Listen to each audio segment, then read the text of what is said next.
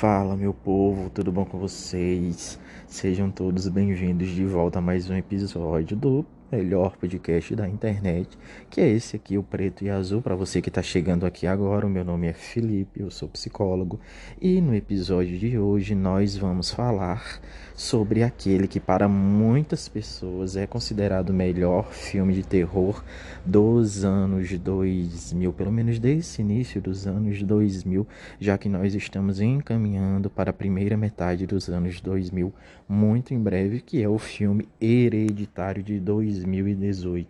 E uma das melhores coisas sobre esse filme especificamente é que vai ser possível, na verdade, esse é um dos filmes que é mais possível que eu realize algum tipo de consideração usando da psicologia de fato, já que Hereditário, para quem já assistiu, ele nomeia, na verdade, situa, é citado em vários momentos do filme, vários transtornos e doenças psicológicas, e eu vou tentar falar aqui de todas elas, na verdade, né? Não são nem de muitas, mas eu vou falar de todas elas, pelo menos as que foram citadas, né, de maneira explícita, mas lembrando também, sendo muito importante, é muito importante, na verdade, deixar isso claro, que o objetivo desse episódio não é dar aula de psicologia, então é apenas realizar comentários baseado naquilo que eu sei, baseado no meu conteúdo.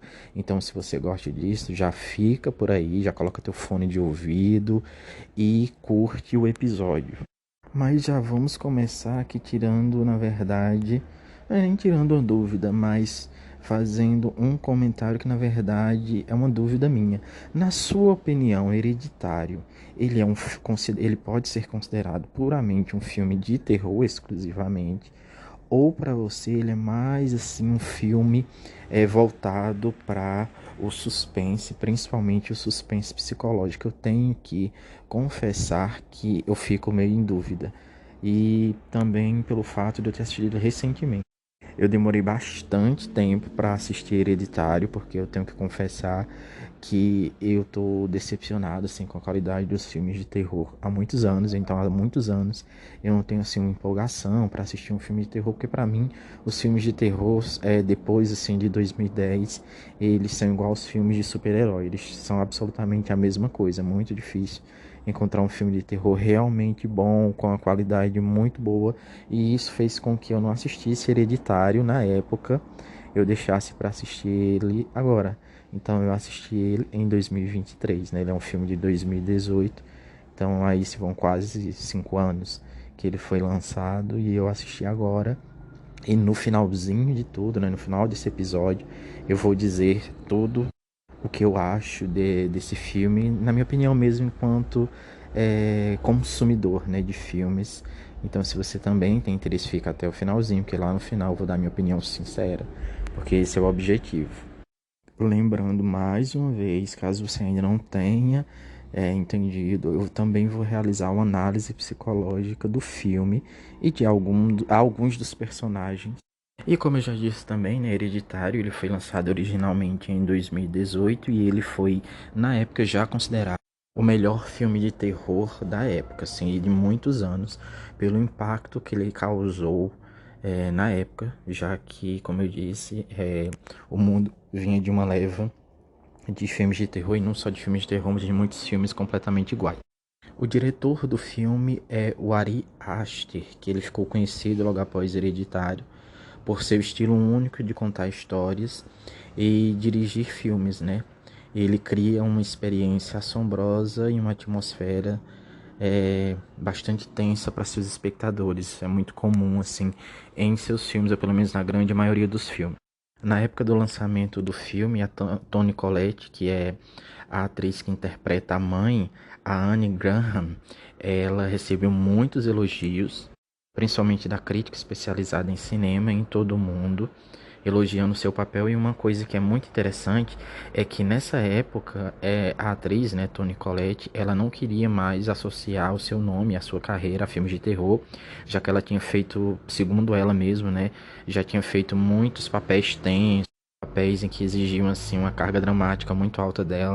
Ela não queria mais fazer nenhum tipo de, na verdade, interpretar nenhum tipo de personagem que fosse sofrido, que tivesse uma carga dramática muito alta. Ela queria filmes que fossem assim até mais felizes mesmo. Mas aí o agente dela, né, que é o empresário dela, ele convenceu ela a ler o roteiro e logo após ela ler o roteiro de Hereditário, ela resolveu encarar, né, essa jornada e aí participou desse filme que se transformou icônico imediatamente. Como eu disse, Hereditário, ele bebe muito da fonte da psicologia. Um dos temas centrais, pelo menos assim na primeira metade do filme, ele trata diretamente do luto, né, da forma como cada pessoa ela lida com o luto ali. Então a gente vê a forma como ela, né, vamos dizer, a mãe lida com a perda de sua própria mãe, em que a gente vê também como a filha lida com a perda da avó e como os outros membros da família também têm essa relação. E a gente acaba descobrindo, né, que na verdade ela era uma mãe ou uma avó bastante abusiva, uma avó narcisista, uma avó controladora, e por isso que a relação de cada pessoa era completamente diferente. Enquanto a mãe tinha uma relação quase que distante com, com a própria mãe, né?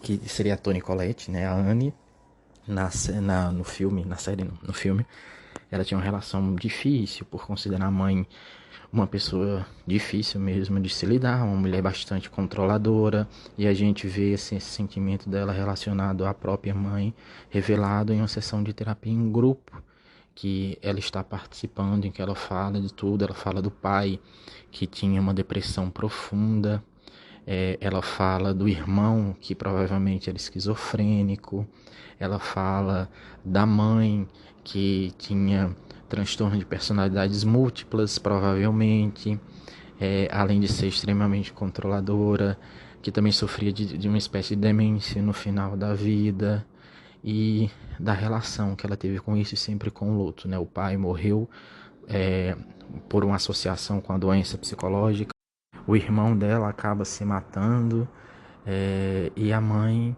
fica quase, ela entende a mãe, né, quase como um fardo, já que obviamente ela culpa a mãe por tudo o que aconteceu, por todas as desgraças que tinham acontecido até aquele momento. A relação dela com a mãe era tão difícil que ela não permitiu quase que a mãe participasse da vida do primeiro filho dela, né, e do único filho dela, que é o filho homem, na verdade, né.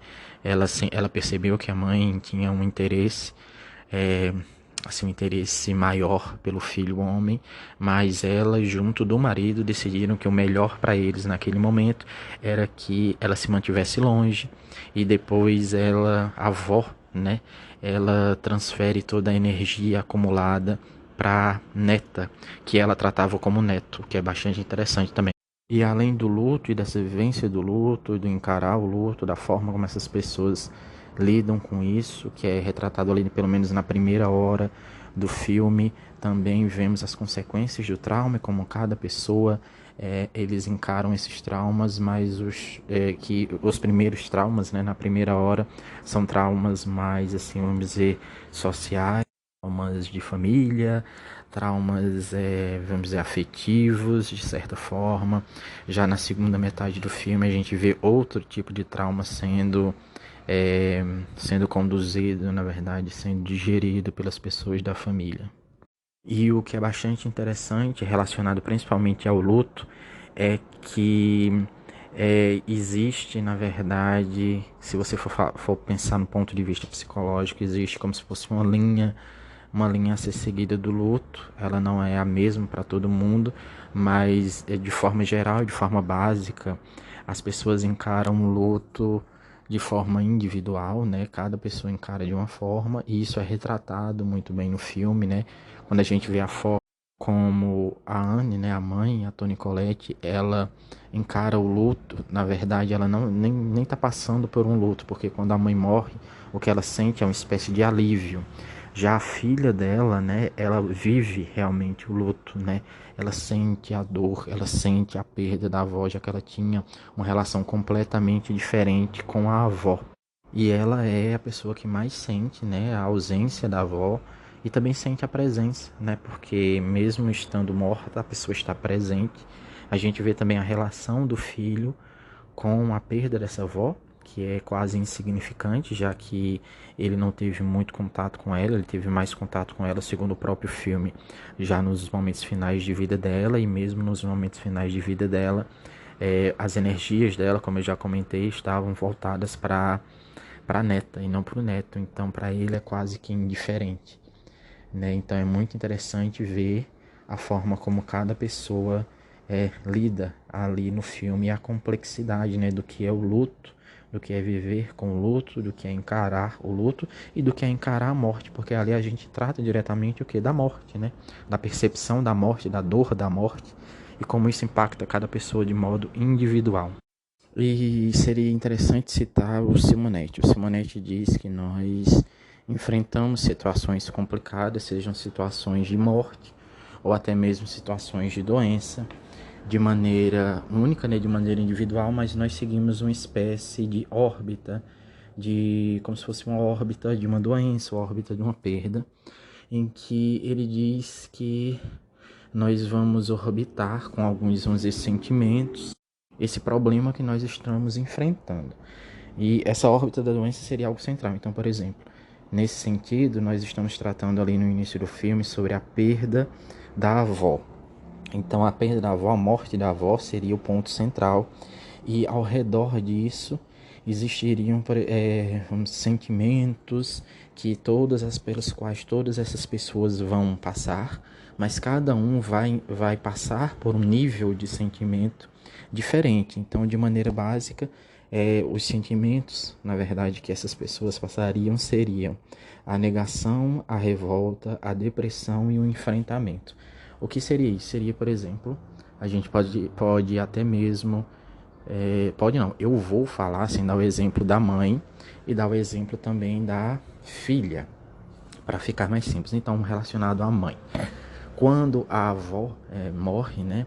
A mãe, ela tem primeiro aquele sentimento de alívio, em que aquela mulher que sempre fez mal a ela, fez mal à família dela, fez com que o pai dela morresse, fez com que o irmão dela se matasse de maneira mais direta, já que o irmão culpa de maneira direta e explícita a mãe pela sua morte, né?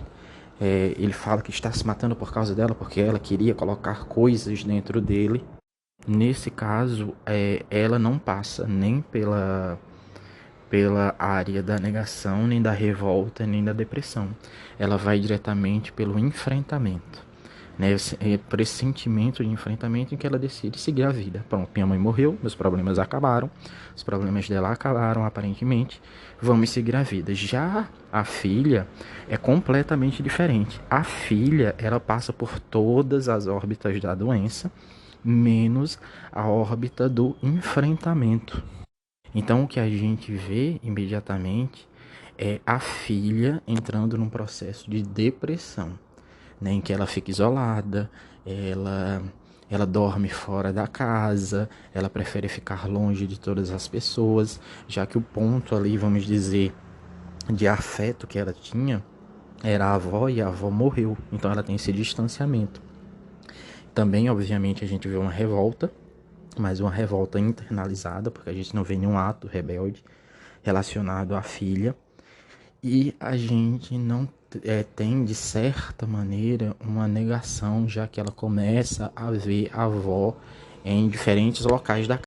Mas o principal ponto que ela tem, assim, na verdade, o principal local relacionado a sentimentos que ela ocupa relacionado à morte da avó é o da depressão. E a gente vê em determinado momento ela entrando num processo de enfrentamento.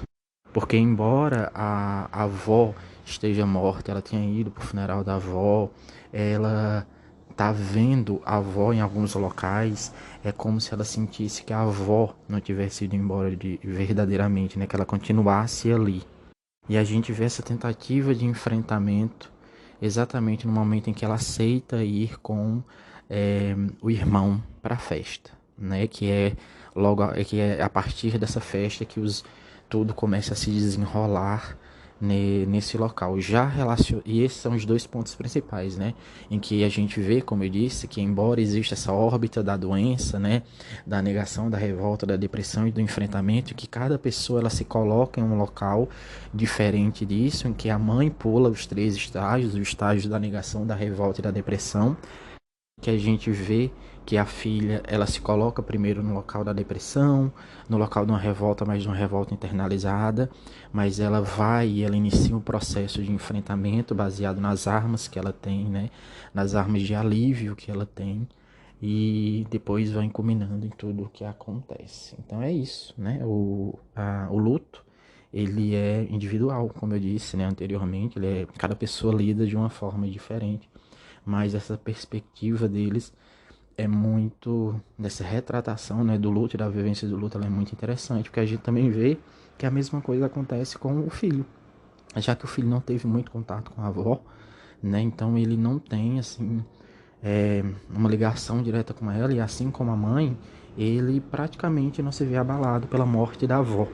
E uma coisa que é importante ressaltar é que Hereditário foi o primeiro grande filme com orçamento significante do diretor, do Ari, né? Até então ele não tinha feito nada, então ele debutou já em um filme assim contemplado, né? Não é nem contemplado a palavra certa, mas ele debutou assim logo com um filme de bastante, vamos dizer, significância, que deu a ele uma notoriedade imediata, né, e possibilitou que ele continuasse aí trabalhando. Mas é muito interessante que é o primeiro filme dele, né? E ele já começar assim, né? A gente vê assim o que é o talento verdadeiro, né? A vocação, na verdade, de cada pessoa para isso, né? Suas habilidades. Quando as pessoas têm as oportunidades de desenvolver suas habilidades, aí dá nisso, né? Um filme de alta qualidade, o que nós só ganhamos com isso. E outra coisa que chamou bastante a atenção foi o fato de Hereditário ser um filme barato. Então a gente não é um filme que tem cenas gigantescas, que exige uma quantidade de uso de computação gráfica para realizar as cenas. Então, quando comparado a quantidade de dinheiro que foi gasto para realizar o filme com a quantidade de dinheiro que ele ganhou, então isso é de impressionar, ainda mais relacionado a um filme de terror, sendo um filme de terror que não faz parte de uma franquia, né? Que é muito comum filmes de terror que já fazem parte de uma franquia serem um grande sucesso, que não é o caso de Hereditário, mas Hereditário, ele faturou na época 79 milhões de dólares. E para criar esse filme, o diretor ele se inspirou em fatos que aconteceram na vida dele mesmo, em outros relatos de casos reais, também se inspirando em filmes clássicos de terror. E aí ele juntou suas experiências com as experiências de outras pessoas e com os filmes que já existiam para criar esse sucesso imediato. Hereditário fez tanto sucesso que ele foi um dos poucos filmes de terror a ter o reconhecimento do Oscar. Então ele foi indicado ao Oscar, e não só ao Oscar, mas como a vários outros prêmios importantes de cinema da época. O filme ele explora a dinâmica de uma família completamente disfuncional. Hereditário ele investiga profundamente as complexidades das relações, focando na natureza destrutiva dos segredos e dos traumas. Outra pessoa que teve bastante destaque nesse filme foi o Alex Wolff, que interpreta o filho, que é o Peter, né? Ele teve sua atuação notada, ele recebeu muitos elogios, foi considerado uma atuação notável na época. Hereditário também desafia as convenções de gênero. O filme combina elementos de terror psicológico, suspense sobrenatural e drama familiar, criando uma experiência cinematográfica única e inesquecível. E falando especificamente do final do filme, ele tem um final aberto à interpretação. Hereditário deixa o público com questões persistentes e várias interpretações possíveis, contribuindo para o seu impacto duradouro. Ou seja, ele fez de propósito, né? O diretor escolheu deixar esse final aberto, em que a gente não sabe o que realmente acontece, deixando com que você tire suas próprias conclusões. Uma das coisas que fez com que Hereditário fosse tão bem sucedido é o fato dele subverter todas as nossas expectativas. Quando a gente fala de filme de terror e filmes de terror, principalmente clássicos, aquele que vem em nossa mente quase que imediatamente é um filme repleto de sangue, cenas de pessoas sendo mortas e coisa e tal. E Hereditário, ele vem num caminho completamente diferente, porque boa parte do filme quase não tem nenhum tipo de ação. Tudo o que acontece é de modo implícito, em que a gente não vê na maioria das vezes aquilo que está acontecendo. A gente, na verdade, sente mais angústia de todas aquelas pessoas do que ver realmente algo acontecendo. E aí vem o terror psicológico. Por isso fica aquela questão: seria Hereditário um filme de terror mesmo? Hereditário, ele explora um conceito bastante controverso, que é o conceito do trauma herdado. Ele investiga e, na verdade, tenta discutir a ideia de que experiências traumáticas podem ser transmitidas de geração em geração, criando um ciclo de dor e sofrimento. O que ainda não se tem, na verdade, uma ideia fechada, definitiva sobre isso. Muitas pessoas, muitos psicólogos e muitos psiquiatras ainda divergem sobre essa opinião, então não tem nada, nenhum consenso.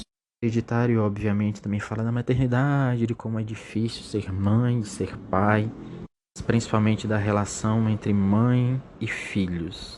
E agora vamos dar um pouquinho mais de profundidade relacionada aos aspectos psicológicos do filme, né? Eu vou tentar falar, lembrando que o objetivo desse episódio não é dar uma aula de psicologia. Aula de psicologia você tem dentro da faculdade. E pelo amor de Deus, se você algum dia pensou ou pensa em se tornar um psicólogo, não faça cursos online de psicologia.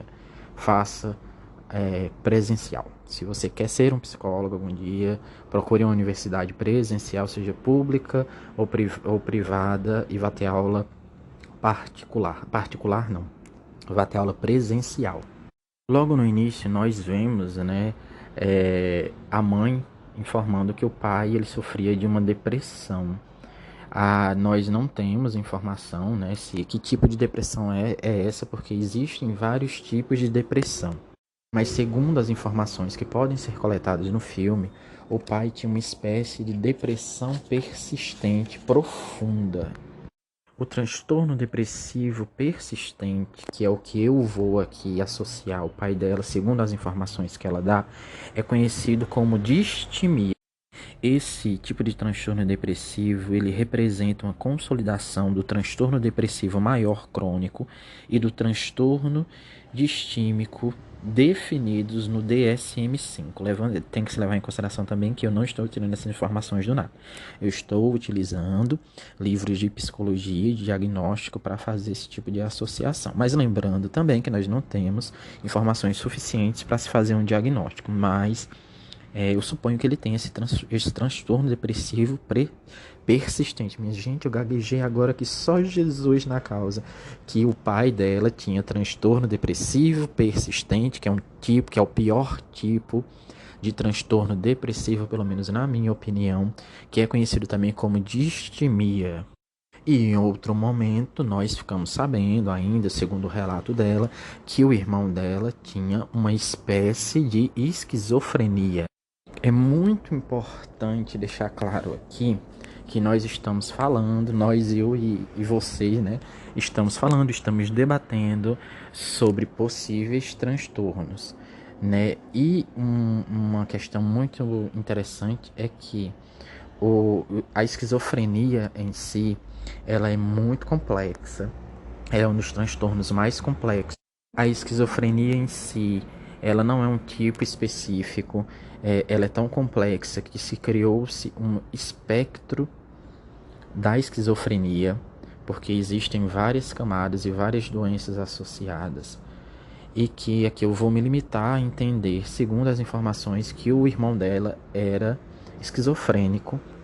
Relacionado à esquizofrenia, alguns aspectos eles são comuns, como delírios, alucinações, desorganização do pensamento e do discurso, comportamento motor grosseiro, desorganizado ou anormal e sintomas negativos relacionados a si e a outras pessoas. Como as informações do filme são limitadas, então não tem como fazer vamos dizer assim, um diagnóstico, encaixar a pessoa, o irmão dela, em um espectro dentro desse espectro, assim, de modo mais específico. Então, a gente sabe que ele é esquizofrênico e que, segundo as informações dela, né, que são bem vagas, ele tinha delírios e alucinações, e foi por causa desses delírios e alucinações que ele acabou se suicidando.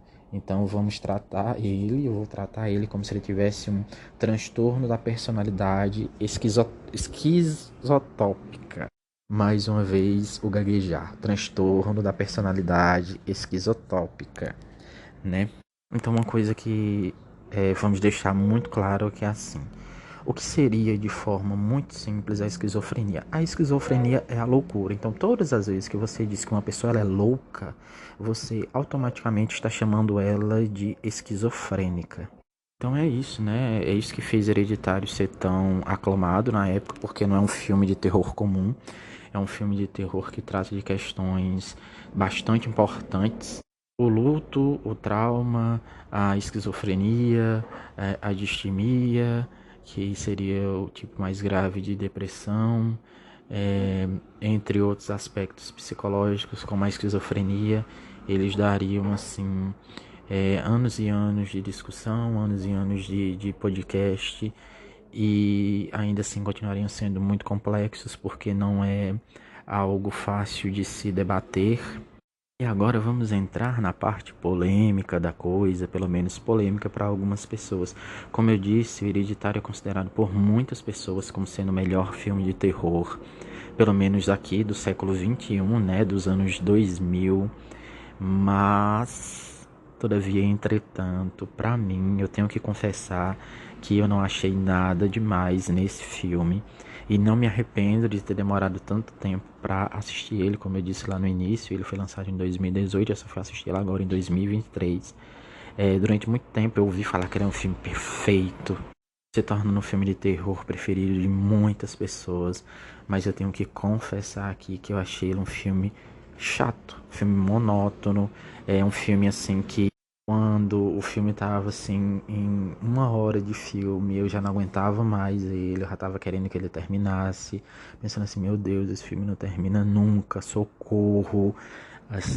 Mas o fato, assim, também existe essa questão. Ele não é um filme perfeito, mas ele também não é um filme horrível. Ele é um filme muito bom, ele é um filme assistível. Você pode colocar ele e assistir ele tranquilamente. A parte que eu achei mais interessante é da associação mesmo, assim, da psicologia. O resto, assim, a parte do terror realmente não me impactou. Eu sei que 99% das pessoas que ficaram impactadas com esse filme é por causa da cena da morte da irmã, né? Que ela perde a cabeça, em que o irmão, na verdade, mata ela sem querer. E essa é uma das cenas que se tornou icônicas por causa disso, né? E deu muito fama, na verdade, fama a esse filme. Mas especificamente para mim, assim, tirando essa parte da morte da irmã, né? Até porque é uma criança, impacta, porque não é comum, pelo menos nesses filmes dos anos 2000, que a gente veja crianças morrendo, aí obviamente vai impactar. Mas eu não vi nada demais, assim, nada de grandioso. É um filme bom, um filme que dá para assistir, dá para você se divertir, coisa e tal. Ele se destaca também pelo fato dele ser um filme complexo, dele tratar de questões complexas, de ele fazer uma associação direta entre o terror e esses aspectos psicológicos. Mas tirando isso, ele é um filme ok, assim, se fosse dar uma nota de 0 a 10, eu daria a ele um 8, porque ele não é assim impactante o suficiente para mim. Eu consegui chegar até o final, foi um pouquinho sacrificante, mas consegui. Mas é isso, mas se você tem uma opinião diferente da minha, que bom, né? E se você gostou, é isso, né? Não importa. Se eu não gostei, não anula a sua experiência. Se você teve experiência positiva com o filme, isso é maravilhoso. Continue assistindo, continue curtindo, porque ganha quem se diverte. Então, se você assistiu e você se divertiu, pronto, você ganhou. Você é o vencedor já, né? Eu gostei, mas não gostei tanto assim. E é isso, esses foram alguns fatos, algumas curiosidades sobre o filme. É um filme legal, né? Um filme diferente, um filme marcante. Realmente, assim, se você for comparar entre todos os filmes que foram lançados do ano 2000 até agora de terror, ele é sem dúvida nenhuma um dos melhores, até por causa das suas questões, da sua complexidade, já que é um filme bastante complexo, o que é muito legal. Mas se você comparar com todos os outros que foram lançados já na história, então ele fica devendo um pouquinho. E se você gostou desse episódio, não esquece de seguir a gente. Se você estiver aqui ouvindo pelo Spotify, não te custa nada e você só ganha o quê? Episódios novos toda semana. Então segue a gente, é de graça. Vem e também não esquece de curtir todos os outros episódios que já tem disponíveis aqui no podcast. E seja em qual plataforma que você esteja ouvindo a gente, não esquece também de compartilhar com seus amigos e de ficar de olho, porque eu também vou trazer um episódio exclusivo dedicado a um outro filme dele, né? Na verdade foi a sequência, o filme que ele fez em sequência, do diretor que eu tô dizendo. O Ari, né, ele fez um filme em sequência, logo após Hereditário, que é o Midsommar. E eu vou trazer também um episódio especial, então fica de olho aqui no podcast, que muito em breve vai ter um episódio sobre Midsommar, que eu também assisti logo agora, né, eu assisti há pouquíssimo tempo. E eu vou trazer mais uma análise psicológica e também vários fatos, e a gente se vê em um próximo filme, na verdade, não é nem um filme, a gente se vê em um próximo episódio. Valeu, falou!